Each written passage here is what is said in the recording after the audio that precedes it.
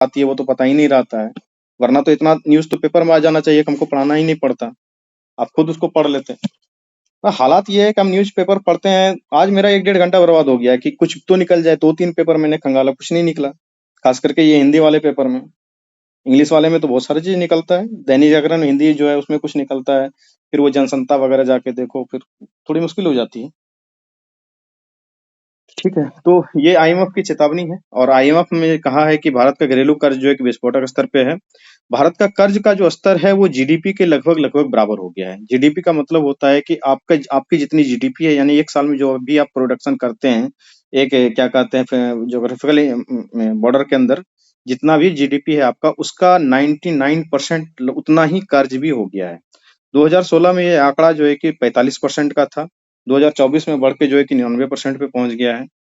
और ये कहा जाता है कि सरकारी ऋण की सीमा निश्चित हो, और उससे अगर अधिक ऋण कोई लेती है सरकार, तो उसका कारण बताना चाहिए था। ये स्टेटमेंट बाकायदे डॉक्टर बी आर अम्बेडकर साहब का है, जिन्होंने कहा था संविधान सभा में कि सरकारी ऋण की सीमा निश्चित होनी चाहिए, अगर उससे अधिक सरकार ऋण लेती है तो सरकार को कारण बताना होगा कि आप इससे ज्यादा ऋण क्यों ले रहे हैं। कर्ज कैसे कैसे लिया जाता है, तो भारत सरकार कर्ज लेती है वर्ल्ड बैंक वगैरह से, आप जानते हैं आईएमएफ से कर्ज लेती है, वर्ल्ड बैंक से कर्ज लेती है, और भी अन्य वित्तीय संस्थाओं से कर्ज लेती है। भारत सरकार तो कर्ज लेती ही है, और उसके बाद राज्य सरकारें भी कर्ज लेती हैं। जो हमारे पीएसयूज हैं, जो पब्लिक सेक्टर इंटरप्राइजेज हैं, जो क्या कहते हैं, वो भी कर्ज लेती हैं। एनटीपीसी हो गया, गेल हो गया, ओएनजीसी हो गया, सेल हो गया, जितने भी हैं ये लोग भी, महारत्ना कंपनी वगैरह, वो भी कर्ज लेती हैं। और इसका लिमिट है कि कोई भी कर्ज जो है जीडीपी के 60% से ऊपर नहीं होना चाहिए, लेकिन हमारा हालात इस मामले में बद से बदतर होते जा रहा है। और ईएमआई में लगभग, आप समझिए इसको, कि अगर आप 100% के आसपास कर्ज ले लेंगे, इतना ज्यादा कर्ज ले लेंगे, तो आप बजट जब पढ़ेंगे तो उसमें देखेंगे कि आता है ना एक सेक्शन की 1 रुपया कहाँ से आता है, 1 रुपया कहाँ को जाता है। उसमें रुपया कहाँ जाता है, 20% जीडीपी का लगभग सिर्फ और सिर्फ ईएमआई पे करने में चला जाता है, इंटरेस्ट पे करने में चला जाता है। आप समझ रहे हैं, जितना आप कमा रहे हैं, 100 रुपया कमा रहे हैं, तो 20 रुपया तो उसी में जा रहा है, सिर्फ और सिर्फ इंटरेस्ट पे करने में।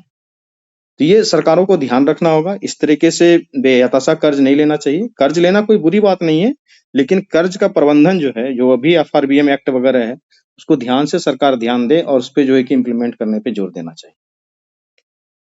और फिर इसरो से कुछ न्यूज है।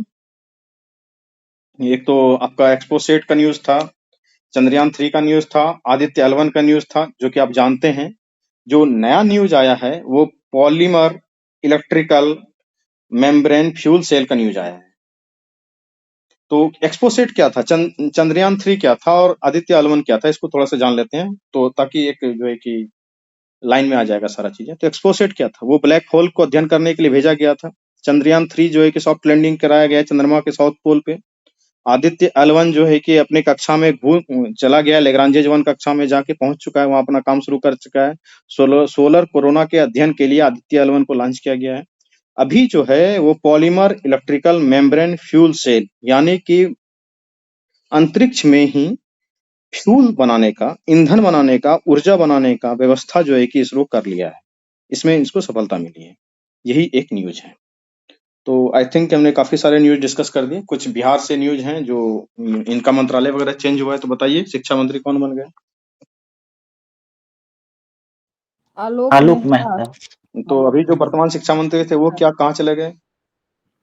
गन्ना विभाग में चले गए। शिक्षा मंत्री गन्ना विभाग में चले गए। और एक मंत्री का तबादला हुआ है, बताइए उनका नाम। मतलब उनको नया विभाग मिला है। ललित यादव। ललित यादव, ठीक है। भूमि सुधार। रानी मैम आपके ही मंत्रालय में है ना शायद वो, ललित जी, यादव? जी।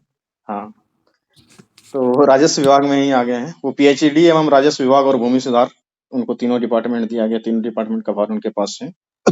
तो इस तरीके से ये था हमारा न्यूज एट नाइट प्रोग्राम। यह प्रोग्राम जो है कि सप्ताह में 3 दिन TTS करके आता है। हाँ आदित्य? सर एक वार्षिक असमानता रिपोर्ट भी आई है, हाँ, इनइक्वालिटी रिपोर्ट। जी सर।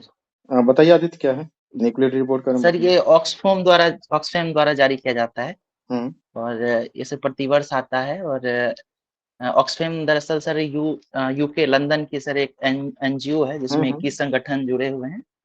और इसमें कुछ सर मुख्य बातें निकल के आई हैं। जैसे है कि विश्व में जो गरीबी खत्म करना है तो उसमें अभी 229 साल और लगेंगे, ऐसा रिपोर्ट कह रहा है। जो कि एसडीजी जो है सस्टेनेबल डेवलपमेंट गोल 1 इसकी प्राप्ति में एक बाधा के रूप में देखा जा रहा है सर। इस रिपोर्ट में और कुछ बातें निकल के आई हैं, वो ये हैं जैसे कि 2020 में 5 सबसे अमीर व्यक्ति जो थे उनकी आमदनी जो है सर ये 3 सालों में बढ़ 114% बढ़ गई है। जहाँ एक और सर एक और गरीबी बढ़ रही है, वहीं अमीर लोग जो हैं और अमीर होते जा रहे हैं, ये रिपोर्ट ऐसा कह रहा है सर। इनकम इनइक्वालिटी का बढ़ना। जी सर। उसके बाद सर रिपोर्ट में यह भी कहा जा रहा है कि जो ग्लोबल नॉर्थ और ग्लोबल साउथ के रूप में बट गया है दुनिया, तो ग्लोबल नॉर्थ के पास आबादी का मात्र 21% जनसंख्या है, लेकिन इनके पास विश्व की 70% संपत्ति है। तो ये सर अभी हाल में ही सर 2-3 दिन पहले ये रिपोर्ट मतलब आई है। 21% पॉपुलेशन के पास 70% का जो है कि रिसोर्सेस चले जाना, ये तो सीधा सीधा इनकम इनइक्वालिटी को शो कर रहा है। ये ग्लोबल नॉर्थ और ग्लोबल साउथ क्या होता है आप लोग जानते हैं? किसी को कोई डाउट है तो बोलिए। ये टर्म समझ में आ रहा है ना, क्या होता है ग्लोबल नॉर्थ, क्या होता है ग्लोबल साउथ?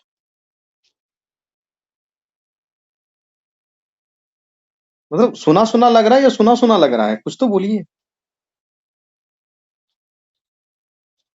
सर सुना हुआ है। हाँ नहीं मैम, आपका तो सुना हुआ है ही, क्योंकि आप तो ऑफिसर हैं। जो बच्चे हैं उनका क्या हालात है, उनसे बच्चे से पूछ लिया जाए मैम एक बार। ग्लोबल साउथ सर यूरोपीय देश हो गया क्या? ग्लोबल साउथ में नहीं उल्टा उल्टा हो गया। देखिए बता दीजिए तो बता दीजिए।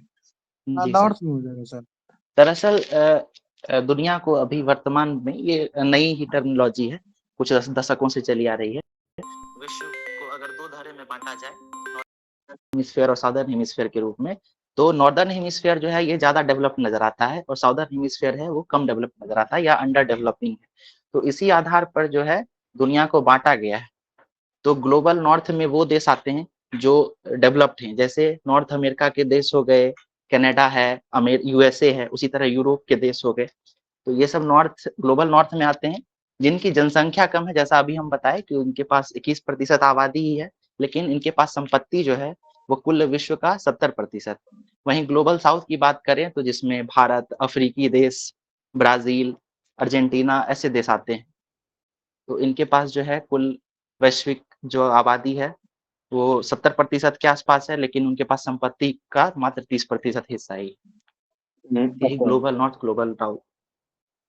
जी कुछ न्यूज जो आज खबरों में थी इस तरीके से था कि इजराइल के संसद में जो है कि लोग घुसे हुए हैं। तो सबसे पहले सवाल मेरा ये है कि इजराइल के संसद का नाम क्या है? नेसेट। हाँ नेसेट से बताएं। तो वहां पे विरोध प्रदर्शन चल रहा है, क्योंकि वो लोग घुसे हुए हैं जिनको कि हमास ने बंधक बना लिया था। और इजराइल के रहने वालों का कहना यह है कि हमारे परिवार के लोग अभी भी हमास में बंधक हैं और आप उन्हें छुड़ा नहीं पा रहे हैं, और तो आपको संसद में बैठने का भी कोई अधिकार नहीं है। काफी वो पीसफुल तरीके से प्रोटेस्ट किया जाता है। और जब भी आप देखेंगे जो डेवलप कंट्री में प्रोटेस्ट होता है, जब तक कि वो लोग कोई वायलेंस पे नहीं उतर जाते हैं या फिजिकल हार्म नहीं पहुंचाते हैं, अगर वो कोई प्ले कार्ड लेके गए हुए हैं, चाहे वो कितना ही बड़ा संस्था हो, चाहे वो संसद में ही क्यों ना चले जाएं, उनको बाहर खींच के किसी मार्शल के द्वारा नहीं भेजा जाता है। ये चीज आप देखिए, उनके कभी टीवी रिपोर्ट को जब देखिएगा तो ये चीज देखने को मिलता है। ठीक है। दूसरा ये है कि एलन मस्क ने कहा है कि संयुक्त राष्ट्र सुरक्षा परिषद में भारत को अस्थायी सदस्यता मिलनी चाहिए, सिक्योरिटी काउंसिल में उसको परमानेंट मेंबरशिप का दर्जा मिलना ही चाहिए। उन्होंने काफी जोर देके ये बात कही है। ऐसा इसलिए कहा गया है कि आप जान रहे हैं कि इंडिया जो है कि वर्ल्ड का सबसे पॉपुलेशन वाला कंट्री है, और इनको जो लोग पुराने से जमे हुए हैं, जैसे 5 लोग हैं ना, P5 मेंबर जिसको बोलते हैं, अमेरिका, चाइना, रूस, ये फ्रांस वगैरह जो लोग हैं, ब्रिटेन है, तो ये कंट्री जमे हुए हैं, ये पावर को ट्रांसफर नहीं करना चाहते हैं। जो वीटो मिला हुआ है, तो पूरी तरीके से यूनाइटेड नेशन जो है कि एक देखने का सिर्फ बॉडी रह गया है, वो कुछ नहीं कर पा रहा है।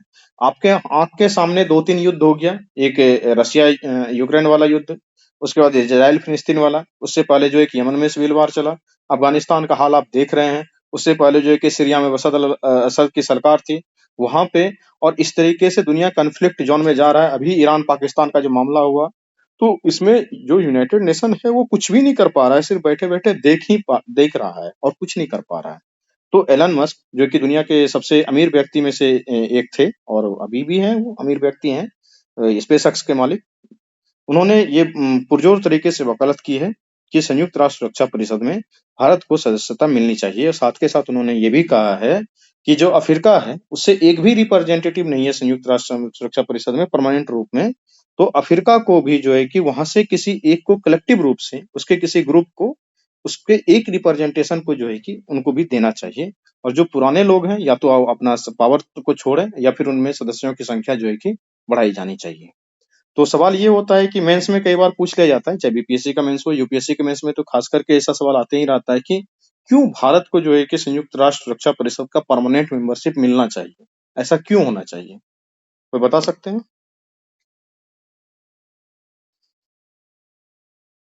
बोलिए कोई। हाँ आदित्य। जी सर, बदलते परिवेश में भारत जो है सर उसका महत्व बढ़ा है। हम्म। और सर जो संयुक्त राष्ट्र संगठन है इसमें जो P5 कंट्रीज हैं इसका निर्धारण सर 1945 के आसपास ही हो गया था। उसके बाद से वैश्विक परिदृश्य में बहुत सारे परिवर्तन हुए हैं। भारत जो है सर वो अब दुनिया का सबसे बड़ी आबादी का प्रतिनिधित्व भी करता है। उसके साथ ही साथ इसकी जीडीपी भी सर बहुत ज़्यादा है। हाल के दिनों में जो कोरोना और इस प्रकार की जो महामारी आई है या कहीं पर भी भूकंप या इस प्रकार का कोई घटना होता है, वहाँ भारत जो है सबसे पहले कार्रवाई करता है। तो इन सब कारणों से सर, और भी इसमें बहुत सारे कारण हैं, बिल्कुल तो इन बिल्कुल। सब कारणों से इसमें बदलाव करने की ज़रूरत है सर। ओके, हाँ मीनू बोलो। सर भारत जो है जो ये मेंबर्स है उनके जो क्राइटेरिया होता है ये उसको भी फुलफिल कर रहा है सर। जैसे या पॉपुलेशन में हो जाए, जीडीपी में हो जाए, या फिर जो इसके सैन्य ताकत हो, या फिर परमाणु संपन्न हो। तो मुझे लगता है कि इसके हिसाब से देना चाहिए, मिलना चाहिए भारत को। ऑफ कोर्स, और एक इम्पॉर्टेंट पॉइंट हम यहाँ पे जोड़ना चाहेंगे, जो पीस कीपिंग मिशन होता है यूनाइटेड नेशंस का, उसमें भारत काफी दिनों से जो है कि कंट्रीब्यूशन दे रहा है, और भारत के काफी सैनिक आपको युगांडा, रवांडा जैसे देशों में पीस कीपिंग मिशन में काम करते हुए दिख जाएंगे। दुनिया पहले बाइपोलर थी, शीत युद्ध का जब दौर चल रहा था तो रशिया एक ध्रुव बना हुआ था और यूएसए दूसरा ध्रुव बना हुआ था। जब 1992 में या 1991 में रशिया का विखंडन हो गया, उस समय से दुनिया जो है कि फिर अमेरिका एक ध्रुव के रूप में उभरा। लेकिन जब इंडिया में भी आप जानते हैं कि 1992 में एलपीजी आया, और विश्व के कई सारे देशों में जो है कि इस तरीके का रिफॉर्म आया, और रिफॉर्म आने के बाद दुनिया अभी मल्टीपोलर हो चुकी है। मल्टीपोलर होने के कारण जो है कि अब कई सारे पोल बन चुके हैं, कई सारे ध्रुव हो चुके हैं। ध्रुव होने का मतलब होता है ना गांव समाज में दादा जो होता है ना, वो बोलते हैं ना रंगबाज टाइप के लोग, यानी कि बाहुबल वाले लोग, समझ रहे हैं ना, कि पहले हमारी दादागिरी चलती थी, 2 लोगों की दादागिरी चलती थी, लेकिन अब बहुत लोगों की दादागिरी चल रही है। That is the multipolar. कई सारे पोल बन चुके हैं, कई सारे पावर सेंटर बन चुके हैं। ठीक है? तो इसको लेकर के, और भारत जो है कि डेमोक्रेसी भी है, विश्व का सबसे जनसंख्या वाला देश है, एक अच्छा खासा डेमोक्रेसी है, तो इनको रिप्रेजेंटेशन मिलना ही चाहिए। और जो है कि भारत ग्लोबल लीडरशिप को लेना चाहता है, और भारत ग्लोबल लीडरशिप में खास करके कोरोना का जैसे जिक्र किया आदित्य ने, कि कोरोना के टाइम में हमने बहुत सारे देशों को मदद किया है, और ऐसे कभी भी कोई आपदाएं होती है तो इंडिया फर्स्ट मतलब कि ग्लोबल लीडर के रूप में उभरता है, उसे मदद करने में इंडिया कभी पीछे नहीं रहता है। इसलिए भी हमारा जो है कि ट्रैक रिकॉर्ड काफी अच्छा है। हमने परमाणु संपन्न देश है, लेकिन हमने परमाणु को कभी जो है कि यूज नहीं किया किसी के खिलाफ, और हमारा जो है कि नो फर्स्ट यूज की पॉलिसी है। तो हम एक रिस्पॉन्सिबल कंट्री भी हैं इस मामले में, और पूरे विश्व को जो है कि हम रास्ता दिखा सकते हैं, आईना दिखा सकते हैं, पथ प्रदर्शक बन सकते हैं, मार्गदर्शक बन सकते हैं, विश्वगुरु बन सकते हैं। इसलिए भी हमारी दावेदारी काफी अच्छी है। हम जो है कि इंडिया के वर्ल्ड के तीसरे जीडीपी हैं, अभी 5वें जीडीपी हैं, तीसरे जीडीपी होने वाले हैं। हमारा प्रोग्रेस रेट काफी अच्छा है।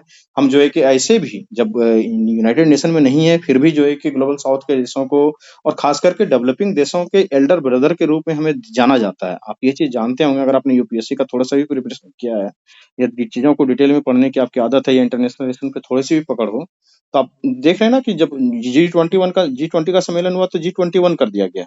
वो क्यों कर दिया गया? क्योंकि इंडिया का पहले भी ऐसा है, ये यूनाइटेड नेशन वगैरह में भी एल्डर ब्रदर का जो है कि वो भूमिका निभाते रहा है। विकासशील देशों का प्रतिनिधित्व भारत हमेशा से करते आ रहा है, और हम कभी किसी के गुट में नहीं गए। हम नॉन अलाइनमेंट मूवमेंट जो हमारा था, जो नेहरू जी के द्वारा स्टार्ट किया गया, वो उन चीजों पे हम कायम रहे हैं। तो हमारी एक अपनी स्टैंडिंग है। तो इस तरीके से जो है कि हम एक प्रबल दावेदार हैं United nation permanent security council में। ठीक है, आई थिंक कि इससे ज्यादा तो आपको जरूरत भी नहीं है। तो ये हमारा न्यूज एट नाइट का प्रोग्राम था। ये प्रोग्राम सप्ताह में 3 दिन चलता है। TTS हम लोग इस प्रोग्राम को करते हैं और उसके बाद जो है कि इसकी फी भी बहुत काफ़ी कम है, 29 रुपीज़ पर मंथ के हिसाब से इसमें लगते हैं। आपने देख लिया होगा, वो नंबर है, आप उस पे चाहें तो पेमेंट कर सकते हैं। इनके कई सारे PDF वगैरह मिल जाएँगे। और पिछले प्रोग्राम में मैंने कहा था कि दिसंबर और नवंबर के करंट अफेयर को याद करके आने के लिए, तो क्या आप लोगों ने याद किया है?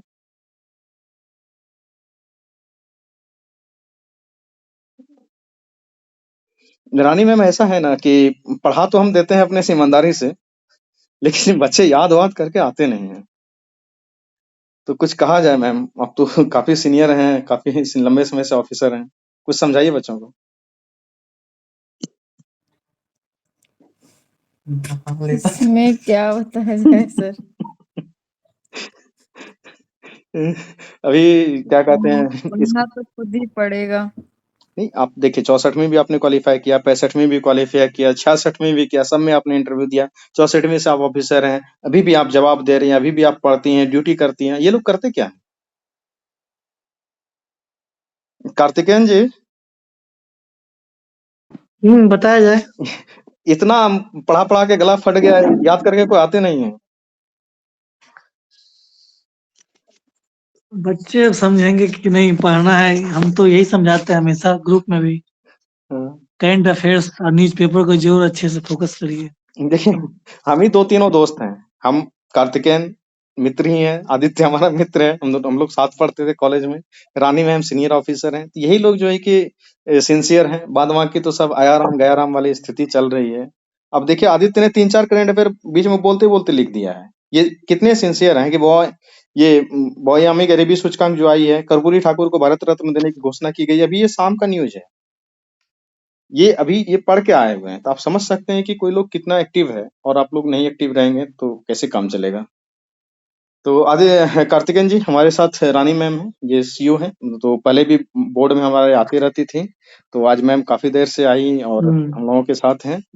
तो अब क्या कहते हैं, आंसर राइटिंग प्रोग्राम के बारे में थोड़ा सा बताया जाए, क्योंकि काफी लंबे समय से हम जो है करंट अफेयर देख रहे थे। करंट अफेयर का क्लास हो चुका है कंप्लीट, आप आंसर राइटिंग के बारे में बताएं।